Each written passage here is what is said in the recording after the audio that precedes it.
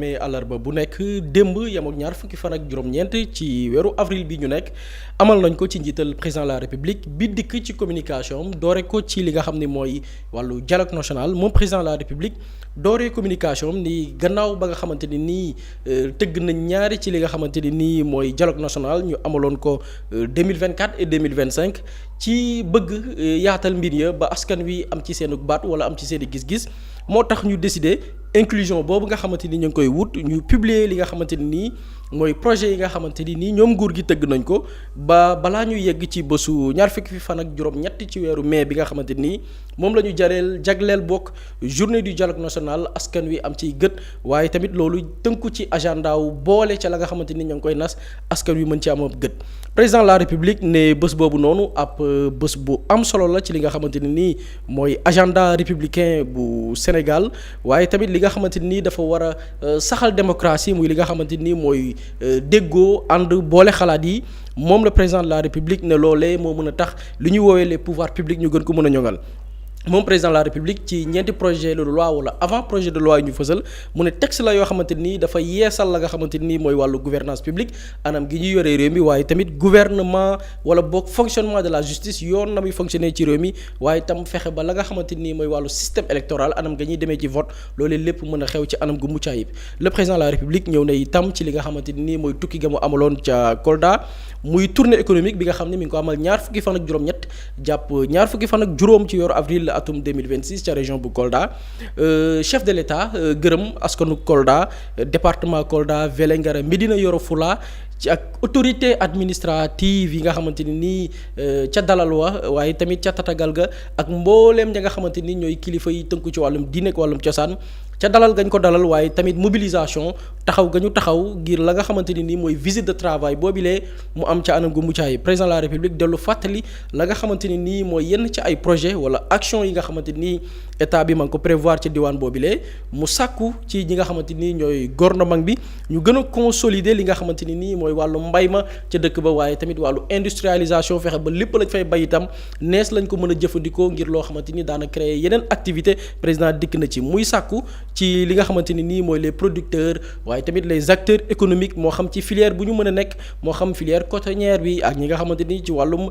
gerte gi ak la nga xamante ni nii mooy yeesal barab yooyu lee wala mbir yooyu ne président indi na ci ngir ne nañu bàyyi xel secteur yooyu lee ngir anam ngir bokk la nga xam ne mooy politique yi état bi di naal mën a dëppoog la nga xamante ne nii mooy bëgg-bëggu acteurs yi ca yëngu ci dynamique boobu noonu le président de la république sàkku na ci jëwriñ gi ñu dénk wàllum mbay wàllum souveraineté alimentaire ak lépp lu jëm ci wàllum sàmm mu gaaw définir lenn ci li nga xamante ne nii mooy yenn ci ay mission pour yenn ci ay kër yu ci mel ni SODAGRI ak beneen kër bu ñu naan SODEFITEX ci li nga xamante ni nii mooy wàllu redéfinition de la politique agricole bi nga xam ne état bi mi ngi koy naal fexe moom mu am ay kër yu mag yoo xamante ne nii ñooy bokk ca ña koy doxal le président de la république sàkku na itam ci gouvernement bi ñu gaaw accélérer maanaam baral la nga xamante ni nii mooy yeesal ga ñu war a amal ca aéroport bu Kolda waaye tamit yenn ci ay projet routier yenn yoon yoo xamante nii war nañ coo gën a bàyyi xel wala boog baral ko itam ngir li nga xamante ni mooy dem beeg dikk bi waaye tamit désenclavé maanaam fexe ba zone ba mën a accessible waaye itam mën a susciter li nga xamante ni mooy wàllu développement ci wàllum koom président de la république sàkku na ci ñu engagé li nga xamante ni mooy un programme bu yaatu sax ñu ngi ko dippee un vaste programme bi nga xamante nii dafa ñeel wàllu infrastructure jëm ci wàllu solaire ngir li nga xamante ni nii mooy wàllu système éducatif bi wàllum njàng mi waaye tamit la nga xamante ni nii mooy wàllum paj mais aussi bu ñu jëlee li nga xamante ni nii mooy wàllu patrimoine forestier de la région loolu lépp ci ay programme ñu mën nga gaaw tëgg ngir li nga xamante ni mooy njëriñu askan wi le président de la république ba tey ci zone bu Kolda ak tukki ba mu fa amaloon mu jeexalee ko ci yenn ci ay ndigal yu mu jox ilimaanu jëwriñ yi ngir fonctionnement wu yenn ci li nga xamante ni mooy les services publics anam gi nga xamante ni jëflante gi dox diggante ña fay liggéey te tënku ci wàllu état ak askan wa ñu gën koo mën a yaatal waaye tamit renforcer li nga xamante ni nii mooy ay moomeelu état ñu koy dippee patrimoine bâti de l'état ca région boobu leen ñu gën ci bàyyi xel président de la république ñëw na itam ci li nga xam ne mooy daaka bu Médina Gounass bi nga xamante ni ren amal nañ 85e édition juróom-ñetti fukkeel édition yu toftal juróom yi nga xamante ne nii président de la république bi nga xamante ni demoon na fa dikk na ci voyage boobilee mu amal le 25 avril 2026 ca Médina Gounass ngir teewee la nga xamante ni moom la ñuy woowee retraite spirituelle ndajeg diine gi nga xamante ni mi ngi am daaka bu Médina Gounass muy remercier di gërëm waaye tamit di tatagal xalif général bi di Thierno Amadou Tidiane Ba waaye tam mbooleem taalibe yi nga xamante ni teewoon nañ fa ci dalal gi waaye tamit ñaan yi nga xamante ni nii tukkee na fa muy gërëm tamit gouvernement bi ci li nga xamante ni jël nañ ko ci matukaay ngir daje boobi lee am ca ganam anam gu mucc ayib moo xam ci wàllu organisation moo xam itam ci wàllu kaaraange le président de la république ñëw na tamit ci wàllu diplomatie économique mu dellu fàttali ni président na teewe na ndaje boo xamante ni ñoo ngi ko amaloon le 18 avril 2026 muy cérémonie d'ouverture bu 7e conférence des ambassadeurs consuls généraux et consuls du Sénégal bi nga xam ni ren ña ngi ko defee ci thème bi ñuy woowee la diplomatie sénégalaise et le renouveau de la coopération internationale principe et mode d'action maanaam fexe ba li nga xamante ni mooy suñuy jëflanteeg yeneen réew yi coopération internationale yi yan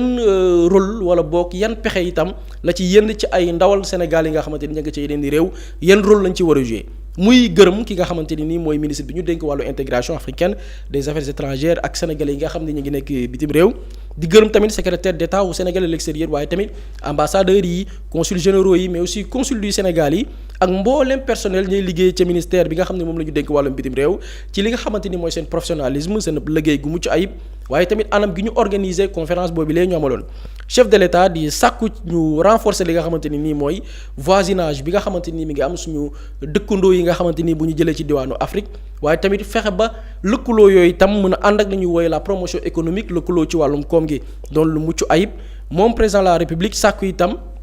ñu accompagner gunge li nga xamante ni nii mooy vision Sénégal 2050 fexe ba li nga xamante ni nii mooy diplomatie économique boobu noonu maanaam lëkkaloo gi ñeel wàllum koom suñu diggante ak yeneen réew yi loolee am place bu mucc ay par rapport ak vision boobilee nguuru Sénégal tëgg moom président de la République wax na itam ci beneen orientation bu bees beneen gis-gis boo xamante ni nii dafa ñeel wàllu politique étrangère anam gi Sénégal di jëflante ak yeneen réew mu sàkku ci ñu bàyyi xel yenn ci ay mbir yu ci mel ni la promotion de l'attractivité du Sénégal fexe ba ñay teewal Sénégal ci ni dëkk fexe ba jaay xar kanamu réew mi fexe tamit ba li ñuy woowee wàllu mobilisation de pragmatique de financement bilatéraux yenn lëkkaloo yi nga xamante ni war na itam am fexe ba ñay teewal Sénégal ci ni dëkk lëkkaloo gi ci wàllum koom it ñoom itam ñu am ci rôle bu am solo bu ñu ci war a jouer ngir ñu mën a développer li ñuy woowee ay partenariats stratégiques. président de la République joxe na itam ay ndigal jëwriñ gi nga xam ne moom la ñu dénk wàllum bitim réew jëwriñ gi nga xam ne itam moom la ñu dénk wàllum koom ak jëwriñ bi nga xamante ni moom la ñu dénk lépp lu jëm ci wàllu finance ñu proposé balaa njeexitalu weeru juin atum 2026 bii ñu nekk ab stratégie bu bees boo xamante ni dafay ñeel naka la ñuy lëkkaloo ak yeneen réew naka itam la ñu mën di tëggee li nga xamante ni nii mooy ay partenariat yoo xamante ni nii dina tax li nga xam ni mooy wàllum finance li nga xamante ni mooy wàllum budget ak mboolem ressources yi Sénégal yi soxla itam loolee lépp li koy gën a mën a favoriser di lëkkaloo yi war a dox suñu diggante ak yeneen réew yi le président de la République ñëw na itam insister bu baax ci encadrement waaye tamit la nga xamante ni nii mooy nekkinu sénégalais yi nga xamante ni ñu ngi bitim réew ci établissement wu lenn ci seen i bëgg-bëgg lu ci jëm ci wàllu carte d'identité lu ci jëm ci wàllu passeport waaye tamit yenn ci li nga xamante ni mooy ay programme yi nga xamante ni dafay ñeel ci gunge leen ci seen bëgg-bëgg moo xam ci ay projet moo xam ci seen mbëbët président de la République sàkku na ci ilimaanu jawriñ yi jawriñ gi nga xam ne moom lañu dénk wàllum bitim réew ak ministre bi nga xam ne moom lañu dénk lépp lu jëm ci wàllu finance ak budget ñu liggéey ci ab programme boo xamante ni nii dafay ñeel juróomi at muy un plan quinquennal ngir yeesal li nga xamante ni nii mooy nekkinu ñay teewal Sénégal bitim réew ca barab ya waaye tamit fexe ba améliorer conditions de travail yi ñuy représenter Sénégal ci yeneen dëkk yi liggéeykat ya ngir loolu lépp nag ñu boole kook li nga xam ne mooy la promotion de la culture des résultats fexe ba lépp lu ñuy liggéey rek mu lalu ci la nga xamante ni nii mooy njeexital lañ ci war a am loolu lépp mën a participer ci li nga xam ne mooy suqali image du Sénégal ci wàllum bitim réew le président de la République ñëw na ci repositionnement stratégique du Forum international Dakar sur la paix et la sécurité en Afrique moom président de la République ne présidé na li nga xamante ne nii mooy cérémonie d'ouverture 10e édition bi nga xam ne mooy forum boobu lee ma lim dañu amaloon ko le 20 avril 2026 thème bi nekkoon l'Afrique face aux défis de stabilité d'intégration de souveraineté quelle solution durable muy remercier Mohamed Ould Cheikh El Ghazouani bi nga xam ne mooy président de la République islamique bu Mauritanie muy gërëm aussi monsieur Julius Maada Bio di président de la République bu Sierra Leone waaye tamit président en exercice de la CEDEAO waaye tam mboolem délégation ña nga xamante ni jóge nañ bitim réew participer ci li nga xamante ne nii mooy loolee nga xam ni dafay jëm ci contribuer ci li nga xam ne mooy am ak dal waaye tamit kaaraange ci li nga xamante ni mooy continent bu Afrique le président de la République dellu réitéré li nga xamante ni nii mooy solos ndaje boobile ci la nga xamante ni nii Sénégal war na ko taxawee mu joxe ay instructions sàkku ci ministre bi nga xam ni moom la ñu dénk wàllum bitim réew mu gën a favoriser li nga xamante ni nii mooy résultat yu tukkee ci ndaje boobile naka lañ koy jëmmalee waaye itam naka lañ koy defee ci lëkkaloo goo xamante ni dafay tax jàmm mën a sax ci li nga xamante ni nii mooy la ñuy dippee suñu espace sous-régional bi nga xamante ni nii Sénégal moom la bokk ak yeneen i réew président de la République dikk na itam ci wàllu connaissance et maîtrise de l'histoire générale du Sénégal fexe ba li nga xam ne mooy suñu taarix mu doon loo xamante ni dafay sax dàkk waaye itam mu doon loo xamante ni nii réew mi boole kook état dañ ciy taxaw ngir gën ko mën a dëgtal ndaw ni ñu gën a xam seen i bopp président de la République sàkku wala boog fàttali di li nga xam ne mooy xam suñu aada valoriser tamit li nga xam ne mooy suñu patrimoine historique suñuy moomeel ci wàllum cosaan dafa nekk loo xamante ni nii priorité la ci Sénégal gi nga xamante ni nii mbëbët gi mooy Sénégal gu moom boppam Sénégal gu dëggu waaye Sénégal guy ànd ak naataange ba mu sàkku ci jëwriñ gi nga xam ne moom la ñu dénk wàllum culture ak secrétaire d'État chargé du patrimoine historique jël mbooleem ci ay mesures ay ndogal yoo xamante ni nii dina mën a tax li nga xam ne mooy dimbali gi ci wàllum état par rapport ak yenn ci ay ouvrages yi nga xamante ni finalisé nañ ko lu jëm ci histoire générale du Sénégal mu félicité membre de la coordination générale waaye tamit universitaires yi ci participer chercheurs yi ñi nga xam ne ñu ngi ci wàllum gëstu waaye ñi nga xam ne tam xaatim nañu ay téere ñu gën leen favoriser ci li nga xam ne mooy vulgariser la nga xamante ni nii mooy soit suñuy figures yi nga xamante ni nii marqué nañ cosaanuk Sénégal waaye tamit lenn li nga xamante ni ay mbir la yoo xamante ni askan wi wala ndaw ñi war nañ ko mën a xam loolu itam ñu gën ko mën a favoriser.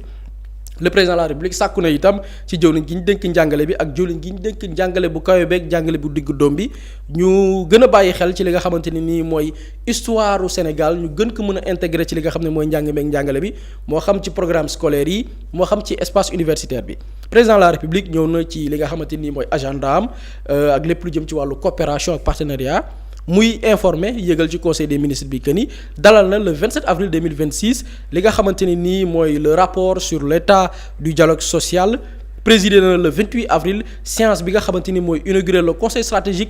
de l'initiative présidentielle Sunu Champion moom président de la République annoncé que dina recevoir vendredi 1er mai 2026 ci teewaayu mbooleem membre gouvernement bi yenn ci ay cahier de doléances yi nga xamante ni nii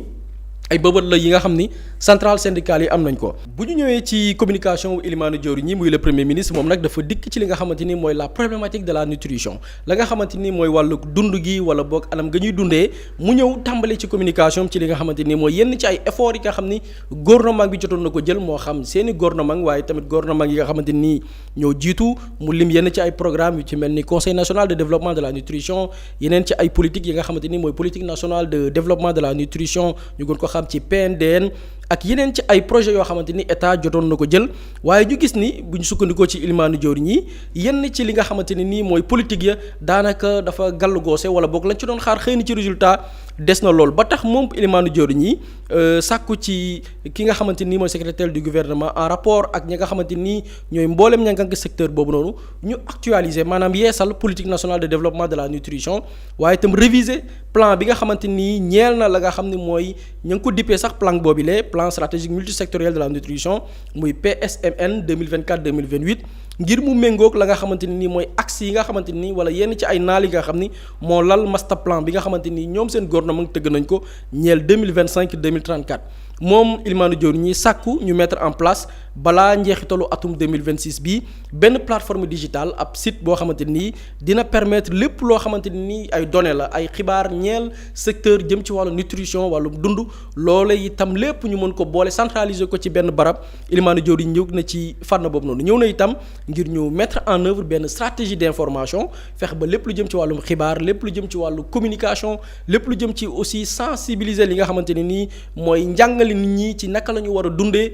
loolu itam ñu gën ci bàyyi xel ngir li nga xamante ni nii dafay intégrer wàllum njàng wàllum formation waaye tamit wàllu recherche appliquée sàkku na itam ci ministre yi nga xamante ni ñoom la mbir moomu ñi lee ñeel ñu accorder li nga xamante ni mooy priorité ci li nga xamante ni mooy wàllum secteur de nutrition wala boog les plans d'action sectoriels ñu gën ci bàyyi xel ngir jëmmal gi mën a am ci anam gu mucc ayib moom le premier ministre ñëw na itam ci wàllu suivi des projets et accords maanaam li état di tëgg ci ay pexe topp geek la ca xamante ne nii moo ca war premier ministre insister ci li nga xamante ne nii mooy yenn ci ay jéego yi nga xam ne dina mën a tax action gouvernementale yi wala boog lenn ci li état di bëbët ñu gën ko mën a amal ci anam yu mucc ayib dans ce cadre aborder na question li nga xamante nii mooy finaliser li nga xam ne mooy les infrastructures sanitaires prioritaires yenn ci ay barabu fajukaay yi nga xamante nii sàkku na ñu accélérer la nga xamante ne nii mooy liggéey ba dikk sax ci avancement wu ñeent ci ay projets prioritaires ñeel wàllu wér-gu-yaram nga xam ni bu ñu ko xaymaa ci koppar dafay toll ci 310 milliards mu ñëw ci hôpital wala boog travaux yi nga xam ne ñeel na hôpital Seydi El Hadji Malick Sy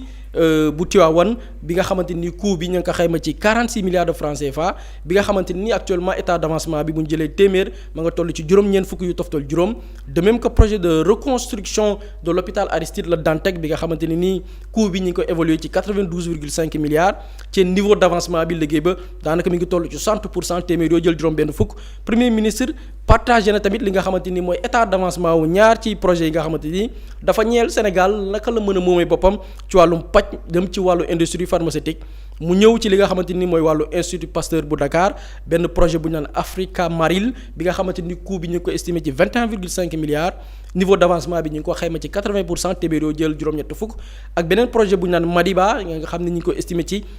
145,4 milliards de francs CFA bi nga xam ni état d'avancement bi mi ngi ci 48% téeméer yoo jël ñeent fukk ak juróom-ñett au regard de l'urgence bu ñu xoolee baral ga ñu war a amal nag ci mbir boobu ak impact yi projet yooyu war a am ci li nga xamante ni nii mooy liggéey yooyu les premiers ministres joxe na ay ndigal ministre bi ñu dénk wàllum finance ministre bi ñu dénk wàllu économie ak plan ak coopération ak ministre de la santé ñu liggéey ca ngir li nga xamante ni mooy projet yooyu leen ñu gën koo mën a gaaw jëmmal le premier ministre dikk na itam ci mise en exploitation du port minéralier et vaquier de Bargny bu Sendou le premier ministre fàttali ni port minéralier et vaquier de Bargny Sendou projet bu stratégique la boo xamante ni état bu Sénégal mi ngi ko développé ànd ceeg bànqaas bi ñuy woowee Sénégal Minergie Port muy SMP bi nga xamante ni dafay favoriser li nga xam ne mooy traiter lépp lu jëm ci wàllu importation exportation yenn ci ay produits ñuy woowee ay produits miniers produits pétroliers waaye itam yenn produits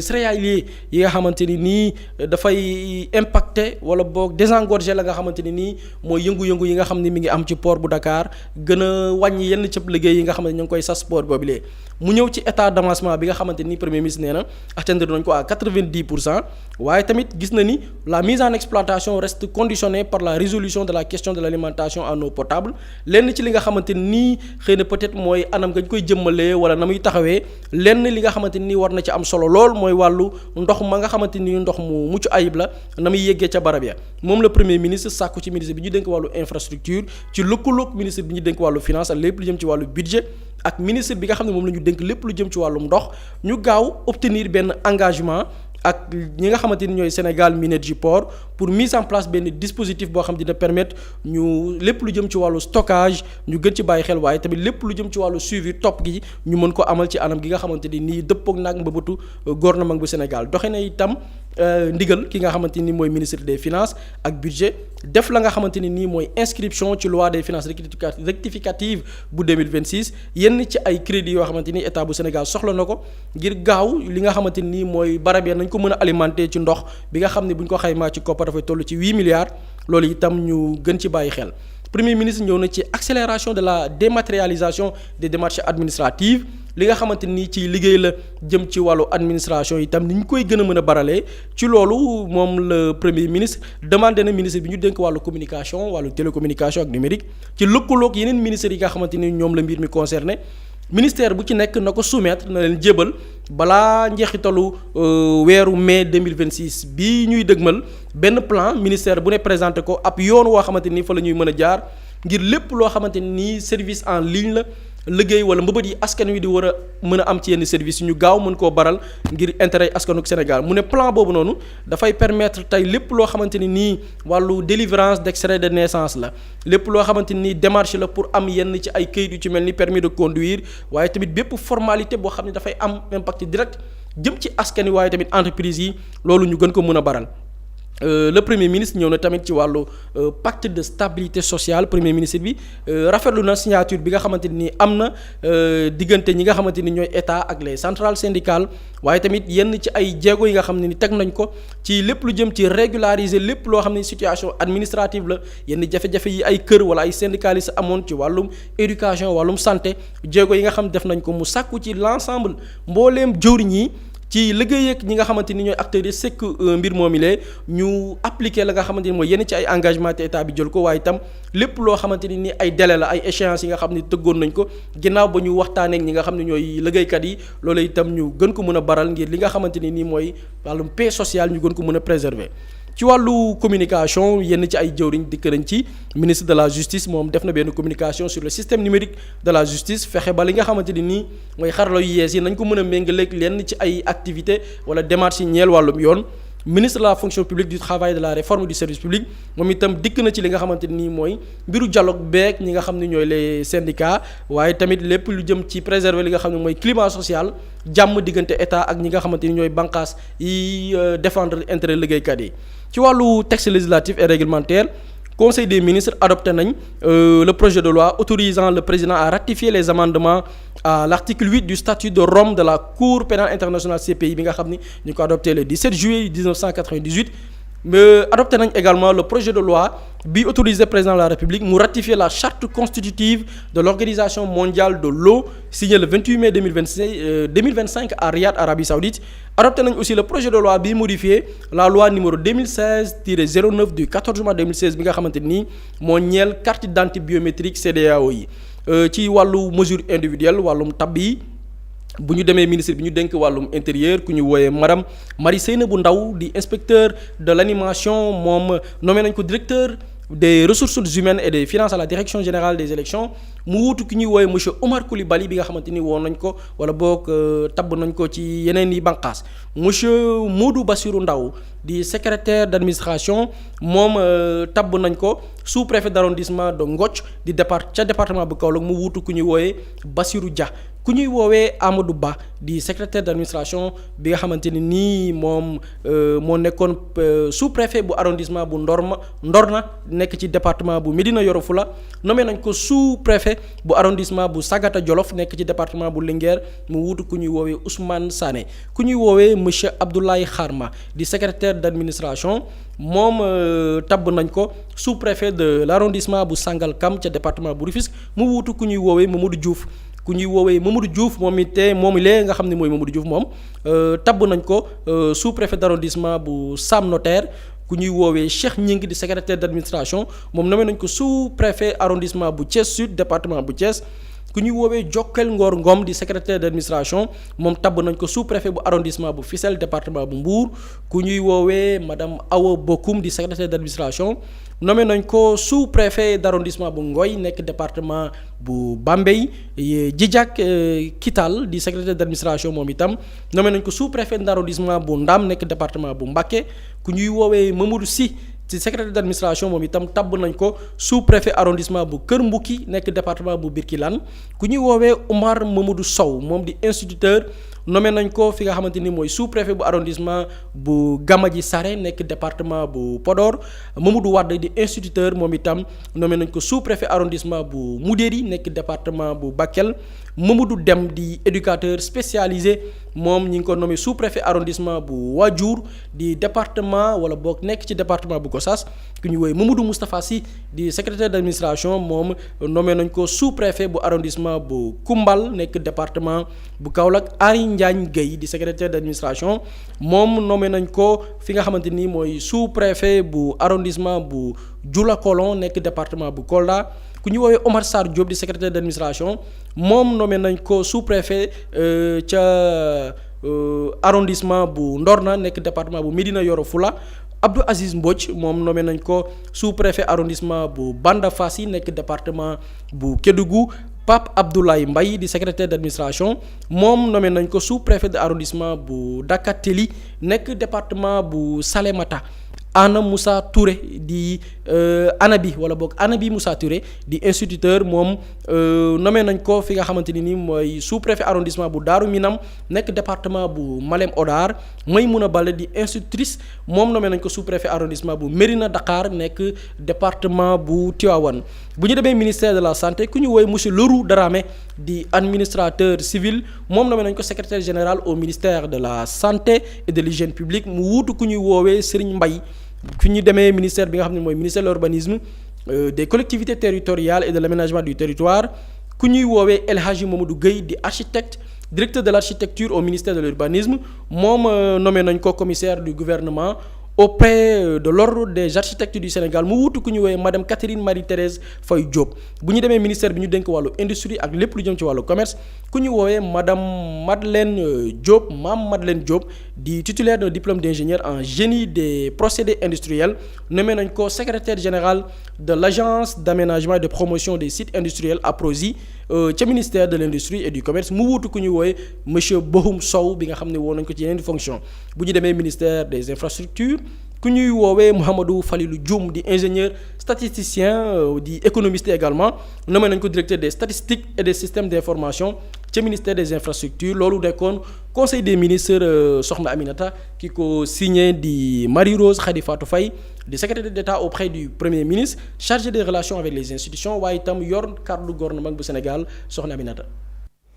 jërëjëf Boury Diakhaté am na solo ci faram-fàcce gi ñeel conseil des ministres yi ñuy amal ay bés bu jot ci teewaayu njiitu réew bi président Bassirou Diomaye Diakhar Faye Pape Samba ñoo ko déggandoo ci yenn ci ay ndogal yoo xamante ni jël nañ ko niki démb ci conseil des ministres bi yan point rek nga ci gën a jàpp.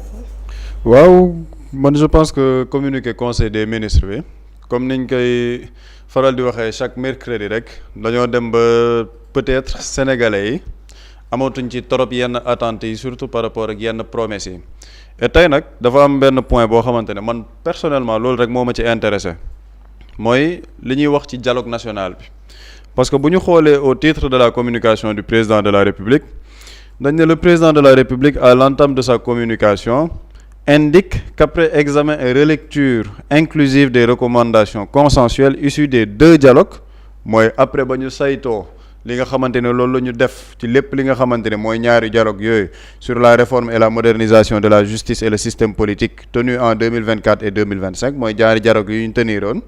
ñu ne il a décidé de renforcer le caractère inclusif du processus mu ne moom dafa décider président de la République renforcer caractère inclusif mooy boole ñëpp ci processus bi. À cet effet, il a fait partager avec les citoyens les projets de texte y afférents mooy avant projet de loi yi ñu dégg fan yi à un mois de la date du 28 mai instituée journée du dialogue national maanaam bu ñu ko mën a jàppee ci misaal le président de la République dafa ñoom dañoo communiquer sur les avant-projets de loi avant-projet de loi yooyu pour lan pour que sénégalais yi gis ko après ñu nar cee waxtaanee waat ci beneen dialogue man loolu laa jàpp ci li nga xamante ni moo nekk communiqué conseil des ministres léegi man sama problème mooy et loolu je pense que loolu c'est le problème partagé par tous les sénégalais loolu la ñu doon wax fii démb ci plateau bi jusqu'à quand on va continuer à dialoguer dans ce pays c'est-à-dire que li ci gën a extraordinaire ci lii mooy def nañ ñaari dialogue en 2024 et 2025 dialogue yooyu ñu def ci ay conclusions yooyu ñu ne dañoo def un comité boo xamante ne dañuy caytu conclusion yi xew ci dialogue yooyu 2024 ak 2025 léegi ñu ñëw en 2026 nañu dañuy dialogué waat ci li ñu tënk ci ñaari dialogue yi ñu def en 2024 ak 2025 mooy maanaam ñun dañuy continuer di dialogue ci li ñu dialogué woon. jot a def duñu ko appliquer ba pare bala ñoo jàllaat ci yeneen i dialogue. mais absolument foofu laa doon ñëw te première chose ci biir loolu ñu ne. Par rapport aux recommandations consensuelles il n'y a pas eu de consensus par rapport à certaines choses ñun keroog wax nañ ko fi par rapport ak fichier électoral bi man tout le temps damay dellu ci li nga xamante ni moom mooy texte yi parce que bu ñu demee ci rapport final bi nga xamante ne mooy rapport finalu dialogue bi dafa am lu ñuy wax point de désaccord il y a des points de désaccord à la page 20 rapport général du dialogue national 2025 page 20 mu am point de désaccord déjà sur le statut de chef de l'opposition nit ñi déggoowuñ ci am na ay jeex mais li ma ci gën a amal solo mooy sur la déchéance électorale mooy lépp lu jëm ci ci système électoral bi lan la ñu wax foofu. Il a été rappelé que celle-ci peut être automatique résultant d'une peine accessoire prévue par le code électoral ou provenir d'une peine complémentaire prononcée par le juge selon le code pénal. Ci fin bi lan la ñu wax, la position actuelle est de maintenir ces deux régimes de déchéance électorale sous-tendus par des divergences de vues sur cette problématique essentiellement juridique. Foofu dafa am point de désaccord ci lan ndax déchéance électorale dañuy bàyyi code pénal bi wala le système électoral moom moo koy définir wala c'est sur la prononciation d'un juge moom mooy wax ni kii dañ ko génnee ci système électoral bi. Foofu il y a eu point de désaccord. Donc comment on peut nous dire que ce sont des recommandations consensuelles et même c'est contradictoire. Pourquoi c'est contradictoire? Des recommandations qui sont consensuelles maanaam consensuelles ci wàllum tubaab mooy ñëpp a ci àndandoo dëppoo ci. waaw lu consensuel lu ñu ciy waxtaanee waat ce qui est consensuel on applique lu consensuel lan la ci nit ñi di waxtaanee waat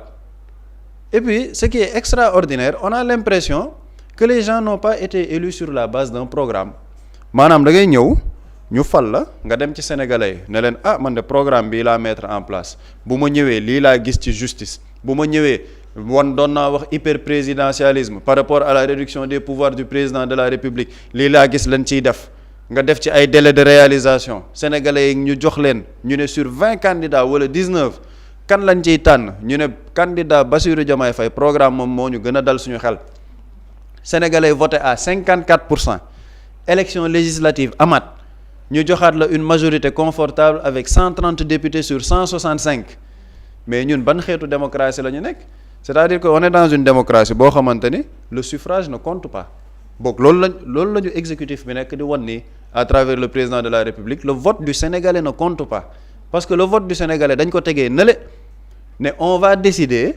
en fonction de ay nit yu ñuy jël maanaam benn 100 personnes 200 personnes ñoom ñooy toog ñoom ñooy décider seen décision wala seen wax moo ëpp dayoo suffrage universel bi nga xamante ni moom la ñu falee nit ñi. Mais c'est-à-dire que loolu c'est incompréhensible man sama logique bu ma mënul comprendre def na ñaari dialogue yooyu noonu am na lu mu tënk waaye li mu tënk noonu lan moo tax ñu ciy dialogué waat te démb maa ngi ciy wax par rapport ak système politique bi il y aura pas de consensus dans ce pays parce que dafa am ñu jug ne Ousmane Sonko du bokk waaye léegi ñu ne Ousmane Sonko du bokk waaye léegi ñooñu il faut par force ñu am consensus ak ñoom avec 1000 dialogues ñooñu bu ñu demoon fii ba plus de 2029 2035 sax du tax nit ñi am consensus par rapport à ça parce que dafa ñoo xam ne waxuñ droit waxuñ dara dañ ne Ousmane Sonko du bokk mais dans une démocratie normale consensus du chaque fois lañ ko fay am consensus mën na nekk dialogue mën na am mais dans une démocratie représentative bu jeexi jaaxa amee mais yow boo yoree sa kër nga ne da nga bëgg togg sa doom bu góor bi ne la man lii laa bëgg sa doom bu jigéen bi ne la lee laa bëgg da ngay toog ngeen di waxtaanee ba fajar ne waxtaan leen ñu juboo ci li ñuy togg bu ku nekk taxawee ci mbiram lan lay def da ngay décider ne lii la ñuy togg c'est la même chose dans une démocratie représentative bu fekkee ne loolu la kon jaratul ñuy teg programme pour les Sénégalais ne leen man ci programme bi laa bëgg ngeen fal ma da ngay ñëw nga taxaw nga ne man candidat laa fii laa jógee yére yu mel nii laay sol donc vraiment je pense que je suis gentleman et tout fal leen ma boo leen ma falee dinaa soppi réew mi à ma manière daanaka sax am na candidat boo xam ne ci loolu lay campagne moom man daa naan laa nangam sangam loolu am na am politique yi def yooyu mais bu ñu la tegalee programme nga jox ko Sénégalais mais appliquer ce programme et puis revenons au programme parce qu'il est important comme dañuy waxi dialogue ñu revenir sur le programme avec les avant-projets de loi déjà loolu c'est extraordinaire man maa ngi koy doog a dégg Sénégal avant projet de loi démb député Aïcha Touré bi ñu dalaloon démb mu ngi ne ñoom avant projet de loi yooyu yëguñ ko bureau de l'Assemblée nationale joxuñ leen ko ñoom dañ ko yëgee comme ni ko yeneen sénégalais yëgee et pourtant ce sont des personnes qui se lèvent pour dire que assemblée il manque de courtoisie parce que dañoo waroon xaar l'exécutif et pourtant assemblée bëggoon nañ ko dugal en décembre dañoo dégg le président de la république 31 décembre 2025 mu ne premier trimestre 2026 dañuy adopter les projets de loi yóbbu ko à l'Assemblée nationale pour que ñu voter ko donc entre-temps qu'est-ce qui a transformé les projets de loi en avant-projet de loi ñu delluwaat ci programme bi parce que ci biir avant-projet de loi boobu dama gis ñuy wax sur la réduction de l'hyperprésidentialisme maanaam doole yi nga xamante ni président de la république daf ko am faaw ñu wàññi ko lu ñuy wax naan renforcer les pouvoirs du premier ministre. Dans le programme du président Bassirou Diomaye Faye à la page 21 dañu ne nous mettrons fin à la concentration des pouvoirs entre les mains du président de la République en instituant sa responsabilité, sa révocabilité et son obligation de rendre des comptes. mooy dañuy wàññi doole yi nga xamante ne président de la République daf ko am en instituant sa responsabilité mooy le président il est responsable devant le peuple sénégalais. Sa révocabilité mooy président mën nañ ko révoquer dindi ko ci bopp réew mi et son obligation de rendre des comptes mooy président de la République dafa war a rendre compte au peuple sénégalais. ñu ne nous instaurerons la responsabilité politique du président de la République en introduisant la procédure de destitution pour manquement grave dont le contenu sera précisé. ñu ne dañuy instaurer la responsabilité politique du président de la République par rapport ak yenn décisions yi. Sa responsabilité politique peut être engagée comme li Macky Sall defoon tëbal élection yi sa responsabilité politique était engagée. ñu ne woon ñoom dans le programme du président Bassirou Diomaye Faye dañ koy instaurer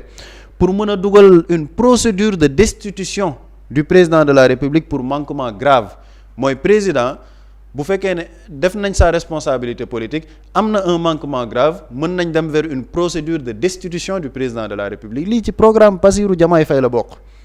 ñu ne nous instaurerons le poste de vice-président élu en tandem avec le président de la République et supprimerons le poste de premier ministre. xam nga loolu ñu ngi ko doon wax naan ñoom tandem la ñu décider tandem la ñu bëgg pour ñu fal mais li ci gën a am solo ñu ne les résultats attendus à la suite de l'application de ces mesures le renforcement de la séparation des pouvoirs et la réduction des pouvoirs exorbitants du président de la République mooy président doole yi mu am dañ koy wàññi bu baax. Le meilleur fonctionnement des institutions corrélé au renforcement de la démocratie sénégalaise ñu ne am ay institutions yu dëgër yoo xamante ne dañuy respecter suñu démocratie lii xam nga programme président Bassirou Diomaye Faye la ñu ne waa délai de réalisation bi yéen boo leen ñëwee ci nguur gi kañ ngeen koy def ñu ne délai de réalisation au regard de l'urgence et du caractère impérieux de rétablir l'équilibre des pouvoirs exécutifs, législatifs et judiciaires, ces mesures proposées seront mises en œuvre durant les 6 premiers mois de la présidence. ñu ne ñoom moom bu ñu ko falee président Bassirou Diomaye Faye programme bi mu jox sénégalais dafa ne boo leen ma falee à la page boo demee ci page 21 de son programme boo leen ma falee lii nii yépp ma wax ci pouvoir président de la République 6 premiers mois wu sama mandat dama koy def dama koy appliquer ñu ne s'agissant de la vice-présidence le processus de mise en œuvre s'étalera sur la durée du mandat xam nga mandat bi jeexagul boobu mën nañ comprendre mais yeneen yi ci des yépp mandat bi 6 mois yi jàll na ñu ngi wax 2 ans ba ñuy wax lii ci programme bi est-ce que ba ñuy def cette proposition là dans le programme c'était le fruit d'un consensus